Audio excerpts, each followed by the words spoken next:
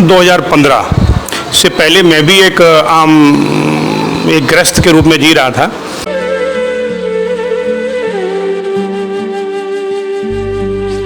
मन को थोड़ा सा अच्छा नहीं लगा और सब छोड़ करके मैं ये जंगल में आके और यहाँ के बस गया।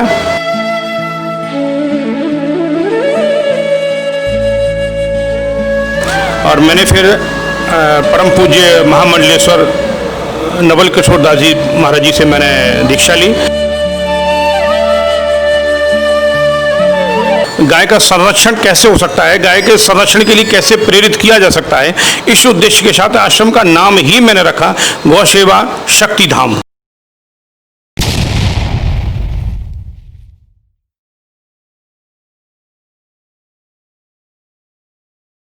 नमस्कार, स्वागत है आप सभी का XMT न्यूज़ में।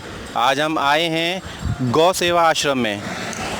जी, ये है सीताराम प्रवीण सेवा ट्रस्ट, गौ सेवा शक्तिधाम, नहर पुल, पटीकरा। ये आश्रम, इस आश्रम के महंत हैं श्री श्री पुरुषोत्तम दास महाराज जी। उन्होंने इस आश्रम को सन 2015 में बनाया और यहाँ पर सभी प्रकार की गायों की सेवा की जाती है। आए दिन यहाँ पर संतों का भंडारा किया जाता है। आज भी हम उसी उपलक्ष्य में यहाँ पर आए हुए हैं।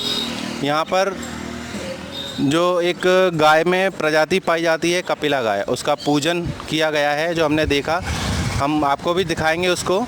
और इसके अलावा यहाँ पर बहुत सारे ऐसे कार्य हैं सेवा के जो महाराज जी द्वारा किए जाते हैं। आगे की जानकारी हम आपको अंदर लेकर चलेंगे और महाराज जी से भी आपकी बात कराएंगे, जिससे आप देख सकें और महाराज जी के विचारों को आप सुन पाएँ। आप तब तक के लिए हमारे साथ बने रहिए XMT न्यूज़ के साथ। नमस्कार, स्वागत है आप सभी का XMT न्यूज़ में। जैसे कि हमने बताया कि हम आए हुए हैं पटीकरा जसराना गौ सेवा शक्तिधाम आश्रम में, जहाँ के महंत हैं श्री श्री पुरुषोत्तम दास जी महाराज। आज हम उनसे बात करेंगे और जानेंगे इस आश्रम के बारे में कि किस उद्देश्य के साथ इस आश्रम की स्थापना हुई और यहाँ पे क्या क्या किया जाता है। आइए चलते हैं सीधे श्री श्री पुरुषोत्तम दास जी महाराज के पास। महाराज जी, जो ये चल रहा है आश्रम, इसके बारे में बताइए कुछ। इसकी स्थापना कब हुई, कैसे हुई, किन परिस्थितियों में और क्या उद्देश्य के साथ हुई है? जी, वर्ष 2015 से पहले मैं भी एक गृहस्थ के रूप में जी रहा था। कोई प्रारब्ध से, जैसे कि हमने संतों के चरणों में बैठ करके हमारे पूज्य गुरुदेव के वचनों से हमने सुना है कि संत बीज पलटे नहीं, चैन जुग बीते अनंत, और नीच ऊंच घर उपजे रहे संत का संत। उसी परिप्रेक्ष्य में कोई मेरा प्रारब्ध का उदय हुआ और एक दिन विचार बदला कि क्या यही जीवन है? 4-4, 5-5 गनरों को लेके चलना, एक बहुत सारी धन संपत्ति, वैभव, ठेकेदारी, ये वो सब कुछ में, कि यही जीवन है क्या? मन को थोड़ा सा अच्छा नहीं लगा और सब छोड़ करके मैं ये जंगल में आके और यहाँ के बस गया। और मैंने फिर परम पूज्य महामंडलेश्वर नवल किशोर दास जी महाराज जी से मैंने दीक्षा ली और मैं रामानंदी संप्रदाय से मैंने वैराग्य ले लिया। और इस आश्रम में मुझे यहाँ बनाए हुए 5 वर्ष हो गए। मेरे, जिनको मैं आराध्य मानता हूँ, जिनको मैं, जो धर्म, अर्थ, काम और मोक्ष चारों फल देने वाली, प्रकृति की, सृष्टि की, मानव जीवन की जो जड़ है, जो मूल है, वो गौ है। गाय का निरादर निरंतर बढ़ रहा है।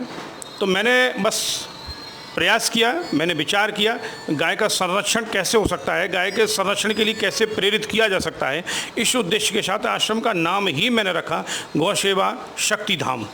तो गौ की शक्ति क्या है, और मेरा लक्ष्य रहता है कि मैं अधिक से अधिक लोगों को प्रेरित कर सकूं गाय को रखने के लिए।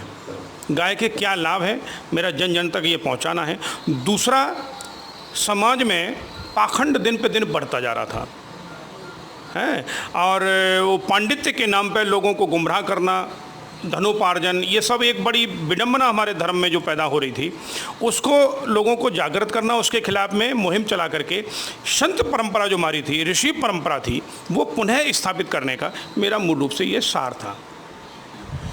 तो महाराज जी, अभी हमने देखा कि आपके यहाँ पे एक कपिला गाय है, और कपिला गाय का क्या महत्व है गौवंश में, उसके बारे में कुछ जानकारी दीजिए, क्योंकि हमारे व्यूअर्स जो हमारे दर्शक हैं उनको इस बारे में जानकारी नहीं है, तो हम चाहते हैं कि आपके माध्यम से उन पर भी ये जानकारी जाए। जी, कपिला गाय की पहचान होती है कि सारी जितनी हमारी गायें हैं इस समय हमारे समाज में लगभग 36 प्रकार की हमारे यहाँ जातियाँ हैं गाय वंश में, जैसे गिरी है, साहिवाल है, हमारी कोसी है, थार पारकर है, ये इस तरह की अन्य अन्य नाम से जो गायें पुकारी जाती हैं, उसमें किसी भी वंश में किसी भी जाति में कपिला गाय हो सकती है। कपिला की पहचान होती है उसके सींग जो होते हैं वो अपने आप हिलते रहते हैं, जबकि अन्य गायों के जड़े हुए रहते हैं, वो हिलते नहीं हैं। ये दसियों हज़ार में गायें कह लिया जाए, लाखों थोड़ा बड़ा हो जाएगा, दसियों हज़ार गाय के बाद कभी एक कपिला पैदा होती है। ये विशिष्ट गाय होती है और इसकी धार्मिक रूप से बहुत बड़ी इसकी मान्यता है, इसलिए आज हमारे बहुत प्रिय हैं, गौ सेवक भी हैं और धर्म में बहुत निष्ठावान व्यक्ति हैं हमारे भाई अवधेश जी।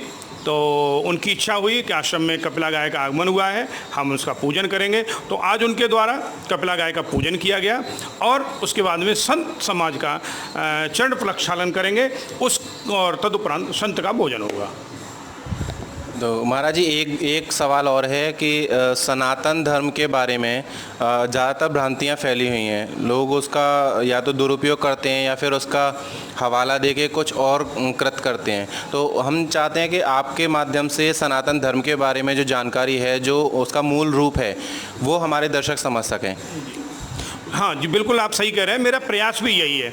मैं सोशल मीडिया पे बहुत एक्टिव रहता हूँ, हमारा उद्देश्य ही यही है, धर्म की मूल की जो स्थापना है वो हमारी कैसे हो, हमारी परंपराएं हैं वो कैसे बची रहें, इसी पे हमारा हमेशा काम रहता है और यही हमारा प्रयास रहता है। लोगों ने निहित स्वार्थ करने के लिए, निहित स्वार्थ की सिद्धि के लिए आज समाज को गुमराह करने का काम किया है सबसे। और दूसरे एक साथ भी ये कहूँगा, मुझे कहते हुए कोई गुरेज नहीं है कि हम सन्यासी, हम संत बैरागी भी इसके बहुत बड़े दोषी हैं कि हम लोग मठों में कैद हो गए हैं। हमारे यहाँ पहले टोलियाँ निकला करती थी, गांव-गांव जाती थी, भ्रमण करती थी, लोगों को धर्म का संदेश देती थी। हम लोग मठों में कैद हो गए, इससे हमारे धर्म में तरह तरह की भ्रांतियाँ पैदा हो गई हैं।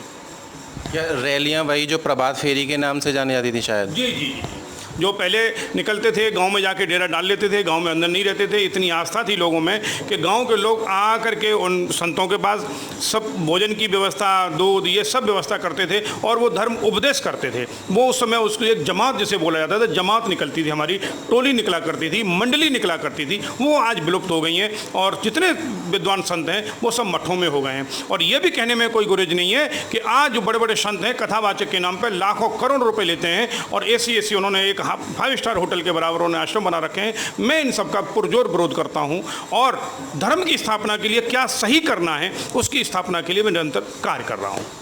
तो महाराज जी, जो लोग सनातन धर्म से जुड़े हुए थे और अभी दूसरी तरफ जा चुके हैं या फिर जाने का प्रयास कर रहे हैं या फिर सनातन धर्म से विश्वास हटता जा रहा है, उसके बारे में आप क्या कहेंगे? उन लोगों को आप वापस कैसे लाने का प्रयत्न कर सकते हैं?